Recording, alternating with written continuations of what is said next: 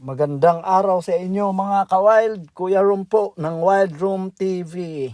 Naghahanda po tayo dito para na naman sa muli nating paggalugad sa kagubatan. Yan, makita nyo yung aking mga kasama. Sinisigurado kung may tubig, pagkain, kompas o radyo o GPS silang dala. At ayan, lumapit sa atin yung isang napakagandang Australiana na ecologist. At ito naman yung archaeologist namin kasama. At ito na ang tema natin ngayon, isang tiger leech. Yan.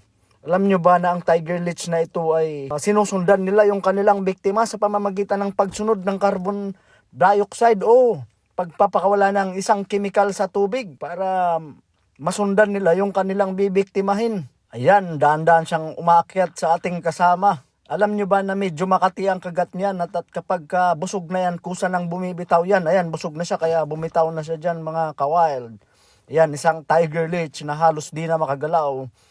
At ayan, kinuha na natin niya dyan. At itong tiger leech na to mga ka-wild, kapag inalog-alog mo, yung pang defense mechanism niya ay bibilog na lang siyang katulad nito pag inalog. Ayan, may mga sakit na posibleng makuha dyan mga ka-wild.